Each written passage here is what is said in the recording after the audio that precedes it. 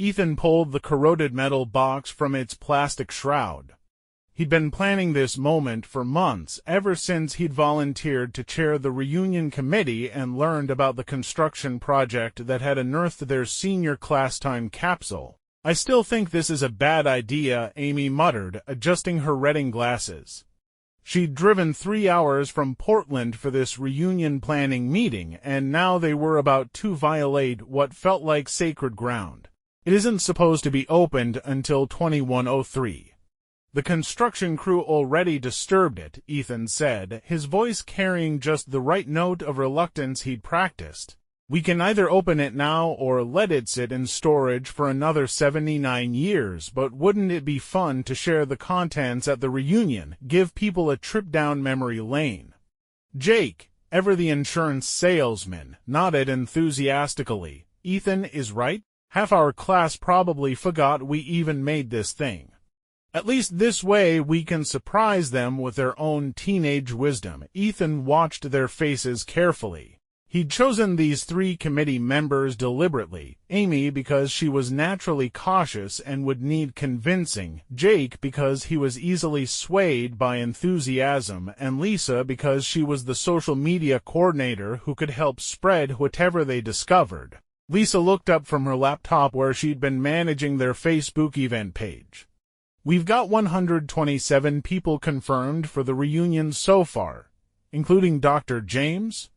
Ethan felt his pulse quicken at the name, though he kept his expression neutral. Ashley James, valedictorian, National Merit Scholar, the girl who'd stolen his future with her supposed brilliance. Now she was Dr. Ashley James, chief of cardiothoracic surgery at Massachusetts General, living the life that should have been his. "She's flying in from Boston for this," Lisa continued. "Posted on her Instagram yesterday she's between surgeries but wanted to make it work." "How wonderful," Ethan said, the words tasting like ash. He'd been following Ashley's career obsessively for 20 years, watching her collect accolades and honors while he struggled through a series of corporate jobs that never quite lived up to his potential.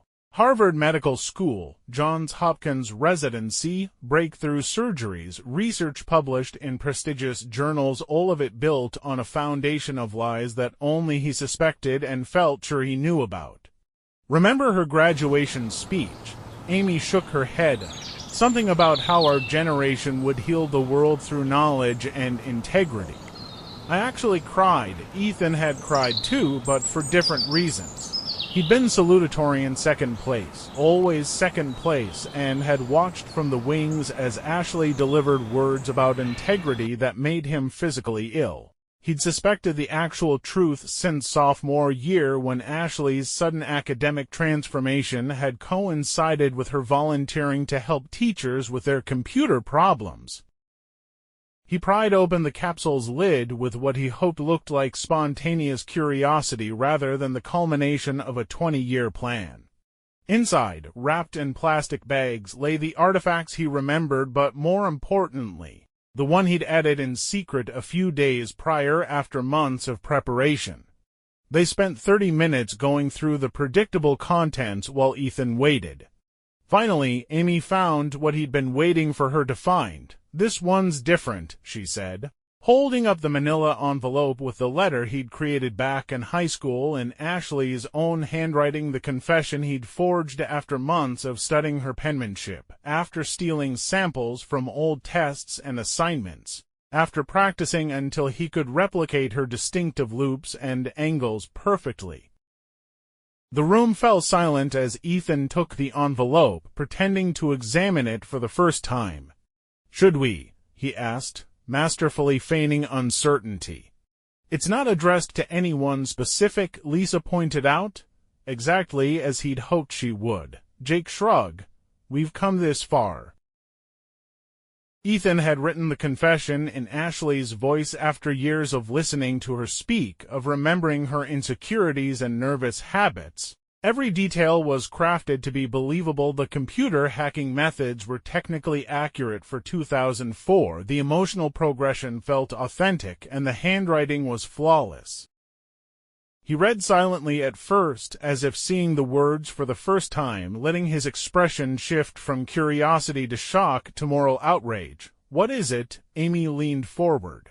Ethan cleared his throat and began reading his masterpiece aloud, watching their faces as the fabricated confession destroyed Ashley's reputation word by carefully chosen word.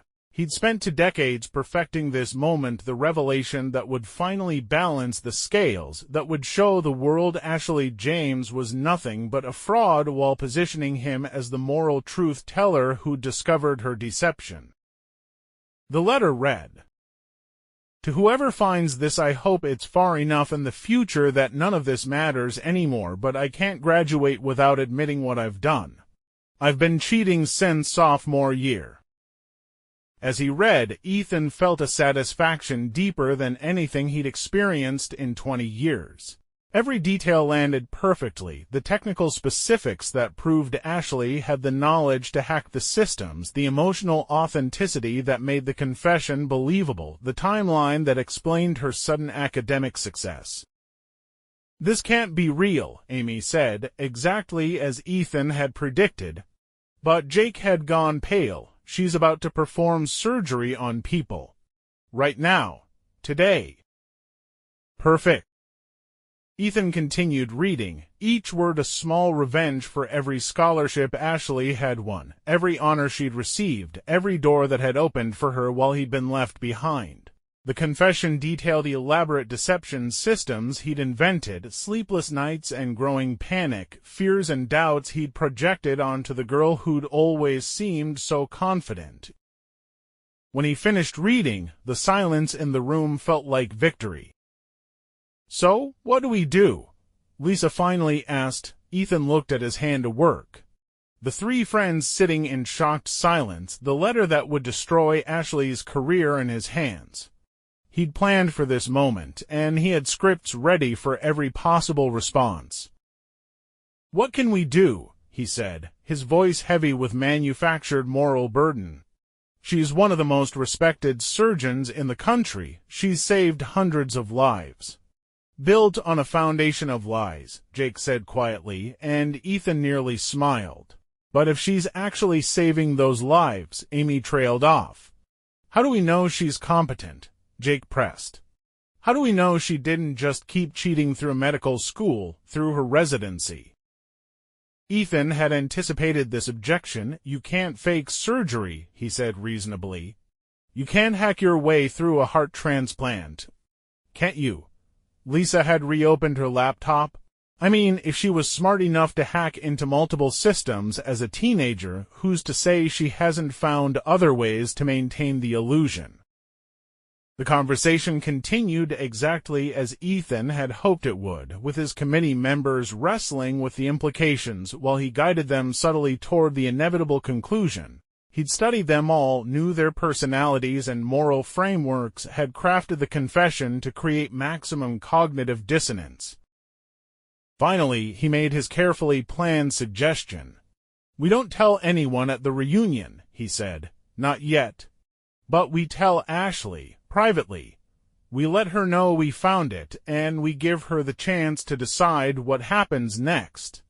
"And if she asks us to keep quiet," Amy asked, "then we have to decide if we can live with that." Ethan almost laughed. Ashley would deny everything. Of course, how could she not?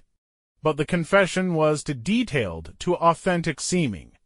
Her denials would only make her look more guilty, more desperate. And once word spread through their reunion that Dr. Ashley James's past was questionable, once just a few people started asking questions. As they packed up the time capsule, leaving out only his forged confession, Ethan felt 20 years of resentment finally beginning to transform into something that tasted like justice. The reunion was 3 weeks away, and Ashley James' doctor, supposed genius, fraud, would be expecting to celebrate her success with the classmates who'd always believed in her brilliance. But Ethan would be waiting for her, armed with the perfect weapon, a lie so convincing it would destroy her life just as effectively as if it were true. After all these years, he would finally get what Ashley had stolen from him, the satisfaction of being the smartest person in the room. I waited 3 days before calling Ashley. 3 perfect days of imagining her panic when she realized her carefully constructed life was about to crumble. I'd rehearsed the conversation dozens of times, practicing the right tone of reluctant concern mixed with moral obligation. Ashley, it's Ethan Webb from Jefferson High. I'm on the reunion planning committee. Ethan, how wonderful to hear from you. Her voice was exactly as I remembered, confident, warm, completely unaware that her world was about to end. I'm so looking forward to seeing everyone. Actually, that's why I'm calling. We need to meet before the reunion. Something's come up that, well, it concerns you directly. The pause lasted exactly as long as I'd hoped. What do you mean? I'd rather discuss it in person. Are you free tomorrow evening? I could drive up to Boston. We met at a quiet restaurant near Mass General. I brought Amy with me for credibility. She'd insisted on coming anyway, still wrestling with the moral implications. Ashley looked exactly like her LinkedIn photos, polished, successful, radiating the kind of confidence that had always made me feel inadequate. I slid the confession across the table like a prosecutor presenting evidence. Ashley read it silently, her expression shifting from confusion to what looked like genuine bewilderment. When she finished, she set it down carefully and looked directly at me. This isn't mine, she said simply. Ashley, we found it in the time capsule, I said. This isn't my handwriting, and these aren't my words. Her voice remained steady, clinical even. I never wrote this. Amy leaned forward. The handwriting looks exactly like yours from high school. Similar, maybe? But not mine. Ashley pulled out her phone and showed us a photo. This is my high school diary. I photographed every page before giving it to my little sister when she started high school. Notice the way I crossed my T's, the slant of my Y's. Whoever wrote this letter studied my handwriting but missed the subtleties. I felt the first flutter of panic. This wasn't how it was supposed to go. Even if the handwriting is off, I said, the technical details are accurate. The computer systems, the timeframes. Are they? Ashley's eyes narrowed slightly. Ethan, do you remember what kind of computers Jefferson High actually had in 2004? The question hung in the air like a trap I was suddenly aware I'd walked into. Something was wrong with Ethan. I'd noticed it immediately when he called, the odd formality, the theatrical pauses.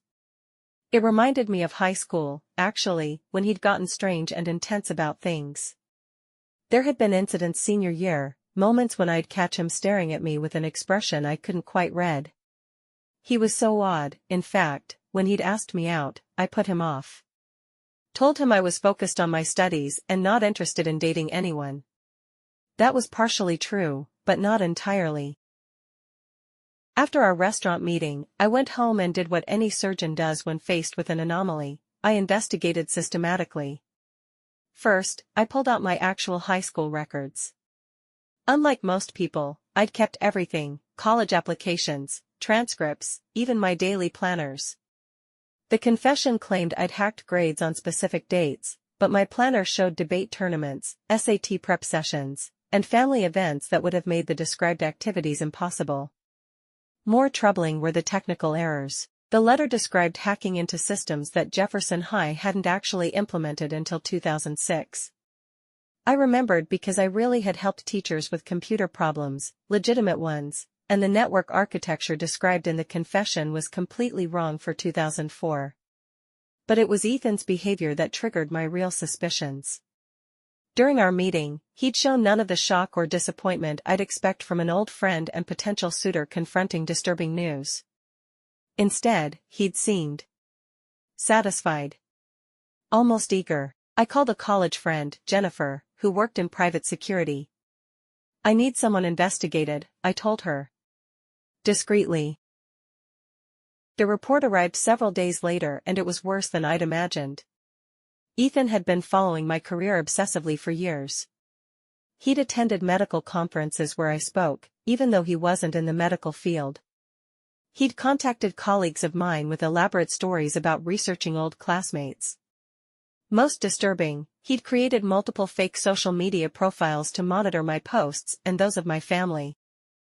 The investigator had also found Ethan's search history through various data brokers.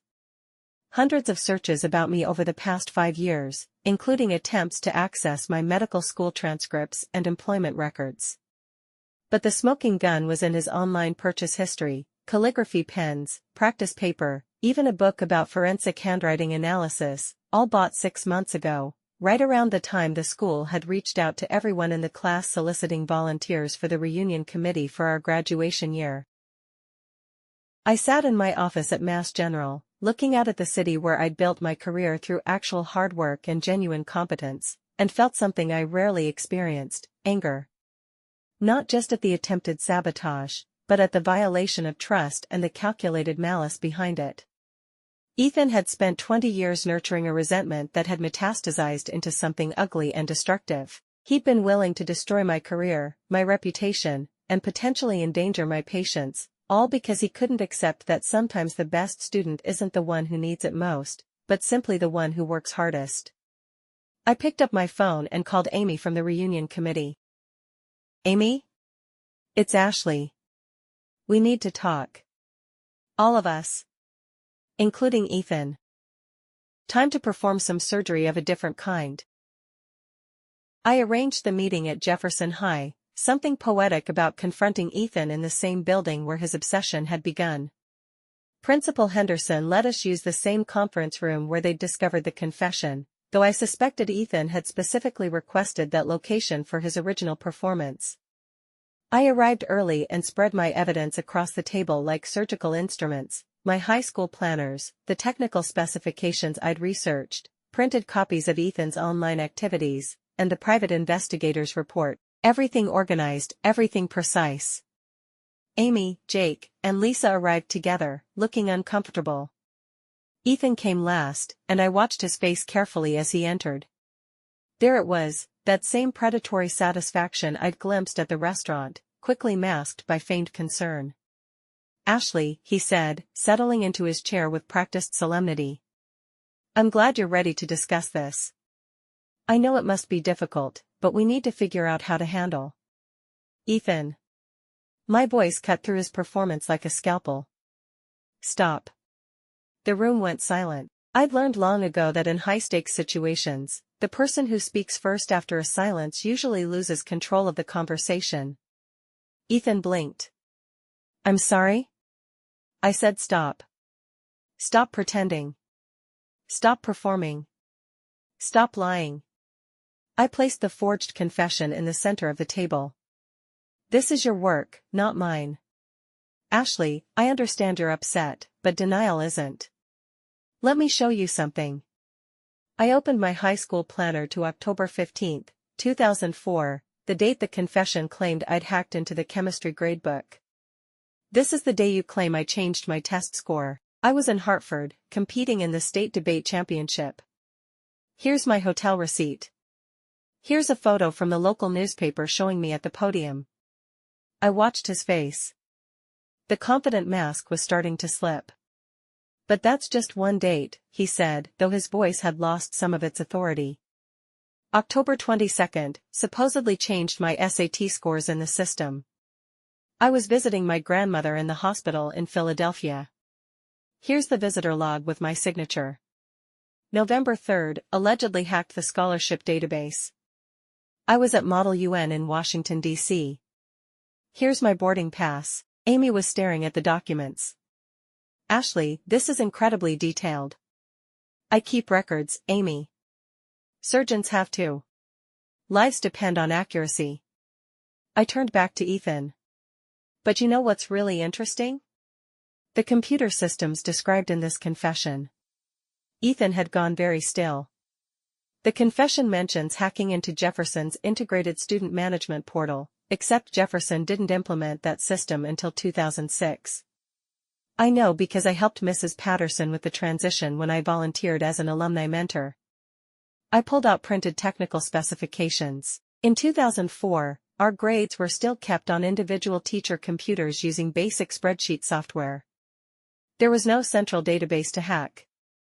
"People misremember technical details," Ethan said weakly. "Do they? Then explain this."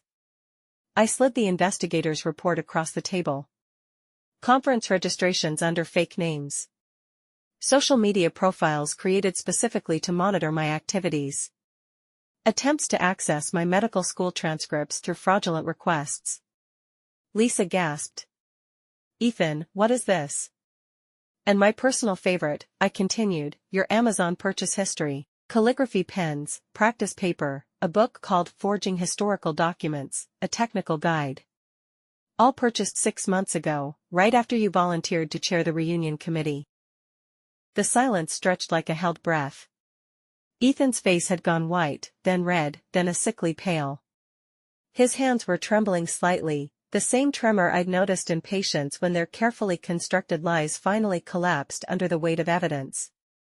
You've been planning this for months, I said quietly. Maybe years. You orchestrated finding the time capsule early. You chose these committee members carefully. You even practiced looking shocked when you discovered the confession you'd written yourself. This is insane, Ethan finally managed. You're paranoid, just because you can't accept. I can't accept what? That you've spent 20 years obsessed with me? That you've attended my medical conferences under false names? That you've contacted my colleagues with fabricated stories? I leaned forward. Ethan, I have security footage of you sitting in the back row of my presentation at Johns Hopkins last year. You registered as Mark Wilson and paid in cash. Jake was staring at Ethan with horror. Dude, this is seriously messed up. You want to know what I can't accept?